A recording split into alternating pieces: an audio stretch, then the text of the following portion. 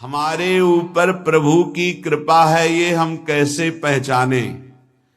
ये 8 लक्षण प्रकट होने लगते हैं जिसके ऊपर प्रभु की कृपा होती है। हमारे ऊपर प्रभु की कृपा है ये हम कैसे पहचाने, तो ये 8 लक्षण प्रकट होने लगते हैं जिस पर हरिजू की प्रियाजू की कृपा है। पहला, घोर अपराध करने वाले के प्रति भी दया की भावना, शांति पहला लक्षण है। भाव में भी पहले शांत भाव है। हमारे ऊपर श्री हरिजू की कृपा है, इसकी पहचान ये 8 लक्षण। पहला, शांति, अर्थात घोर अपराधी के प्रति भी गुस्सा ना क्षमा करना, यह हरि की कृपा का लक्षण है। देख लो भाई, घोर अपराधी शब्द तो जाने दो, जरा सा प्रतिकूल हो जाए तो लाख समझाओ पर भ्रकुटी तनी रहती है। भला ऐसा है? अपराधी पर भी क्षमा का भाव होना, ये हरि कृपा पात्र में ही होगा, अन्य में नहीं। तो अगर अपने हृदय में ऐसा लगे कि ऐसा नहीं है तो हरिजू से प्रार्थना करनी चाहिए कि कृपा करो, मेरे में सामर्थ्य आवे।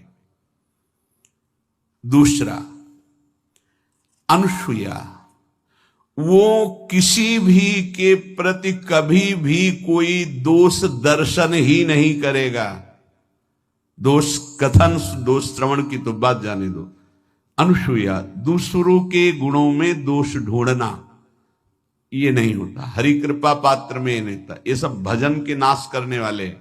जैसे पहला अपराधी पर क्रोध कर देना, तो माया ने भेजा इसीलिए था कि तुम्हारे साथ व्यवहार ऐसा करे कि तुम क्रोध करो। क्रोध करोगे तुम्हारी ऊर्जा शक्ति नष्ट हो जाएगी, अध्यात्म में जो चलने की थी। और कहीं तुमने संकल्प कर लिया तो भजन शक्ति नष्ट हो जाएगी। तो अगर भजन बल है तो गया, जरूर उसको दंड मिलेगा, पक्का मिलेगा, 100% मिलेगा, लेकिन आप खाली हो गए। ना भजन करने की वृत्ति रहेगी और ना भजन रहेगा, दोनों बात। अनुसूया, किसी के सद्गुणों में दोष देखना, गुणों में दोष ढूंढना, ये हरि कृपा पात्र में नहीं होता। ये बहुत मंगलमयी बातें हैं जिससे हमारा भजन मार्ग पुष्ट होता है। तीसरा, वो बाहर से और भीतर से पवित्र रहता है, हरि कृपा पात्र। शौचाचार का ज्ञान होना चाहिए, वस्त्र आपके पवित्र होने चाहिए, ये बाहरी जल रज आदि के द्वारा बाहरी पवित्रता।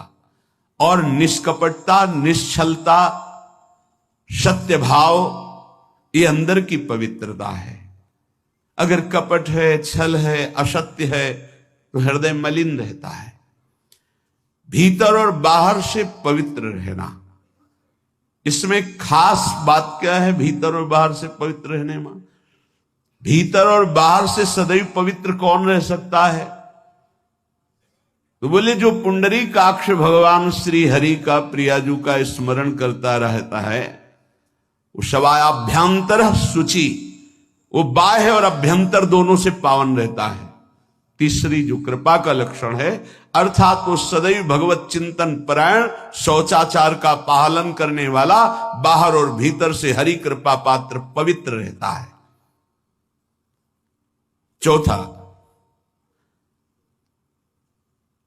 ऐसे कार्यों का अनुष्ठान न करे जिनमें हमारा भजन छूटता है, जिनमें सत्य छूटता है, जिनमें भगवत भाव छूटता है।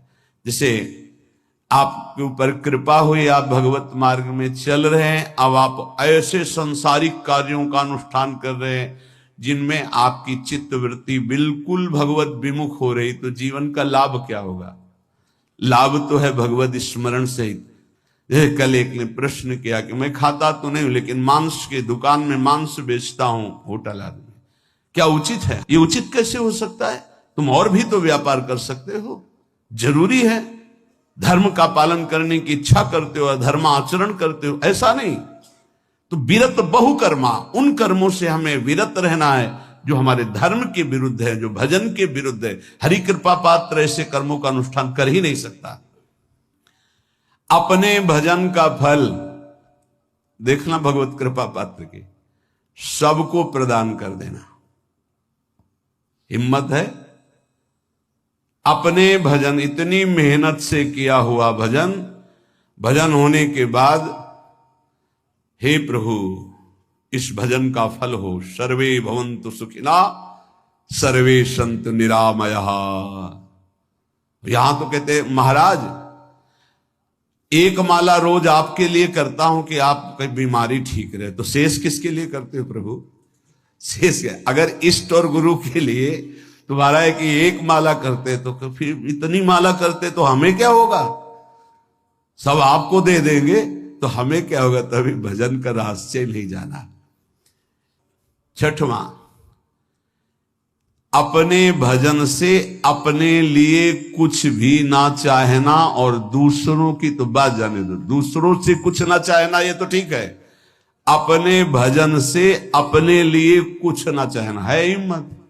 देखो ये हरि कृपा पात्र में हिम्मत होती है। अपना भजन अपने प्रयोग में ना लाना, इसका भी आंतरिक रहस्य है। अपने प्रयोग में आप शरीर को लेकर के बोलेंगे, अगर स्वरूप को लेकर तो प्रयोग की कोई वहां जरूरत ही नहीं, स्वरूप पूर्ण काम है, वहां कोई अभाव नहीं। जब आप कोई भाव अपने लिए करेंगे तो देह भाव होगा, देह भाव से किसी विषय की मांग होगी। विषय पूर्ति भजन का फल नहीं होता, भजन का फल होता विषय निवृत्ति। बहुत जोर की बात है, कैसे समझ में आए? अपने भजन का भी फल अपने लिए नहीं, दूसरों से कुछ चाह रखना तो बात ही जाने दो, भजन से भी कोई अन्य सुख की चाह नहीं हुई। क्या चाहिए? भजन ही बनता रहे, भजन का फल भजन बनता रहे, खूब निरंतर जप करते रहे। सातवां, किसी भी मान सम्मान कीर्ति पद प्रतिष्ठा के मिलने पर हृदय का असंतुष्ट हो जाना, यह हरि कृपा पात्र का लक्षण होता है। प्रणाम नमस्कार जय हो तो हृदय में असंतुष्ट हो जाना चाहिए। कोई किंचन मात्र अभिमान न उदय हो जाए। प्रभु बचाओ, ये माया की चकाचौंध से बचा लो नाथ। कौन सा अपराध बन गया कि आपकी जय की जगह यहां हमको ऐसा सुनना पड़े। मान प्रतिष्ठा कीर्ति जिसके लिए बड़े बड़े लालायित रहते, हरि कृपा पात्र को विष की तरह चुभती है। और आठवां, किसी भी प्राणी समुदाय से संबंध ना रखते हुए सब पर दया की भावना, सब पर कृपा की भावना, सब पर करुणा मैत्री, पर किसी से ममता नहीं। ये सूत्र बहुत व्यवहार में प्रयोग करने योग्य है। सबसे करुणा और मैत्री, पर किसी से ममता नहीं। करुणा तो करी भरत जी ने, मैत्री भी की मृग से, पर ममता रहित नहीं रहे। ममता कर ली तो अगला जन्म हिरण का हो गया। ममता नहीं रखनी। निर्ममो निरहंकारा, करुणा मैत्री तो करनी है, जैसे इसमें आदेश गीता में जी आदेश है, अद्वेष्टा सर्वभूतान मैत्रः करुणैव च, पर निर्ममो निरहंकारा, ये साधक की चतुरता है। प्राण मात्र पर दया कृपा करुणा मैत्री, पर ममता नहीं। ममता किसी से, और यहां करुणा मैत्री ये तो गायब हो गई, केवल ममता रह गई है। अपने शरीर से ममता, शरीर संबंधियों से ममता, विषय भोगों से ममता, यही जहर है। संबंध में ये ममता ही जहर है, विचारों में अहंकार जहर है, कर्मों में ये आसक्ति जहर है। इसी जहर को मिटा दे तो जीवन मुक्त महापुरुष कर्म करते हुए, विषय सेवन करते हुए, वार्ता करते हुए, विचार करते हुए बिल्कुल जहर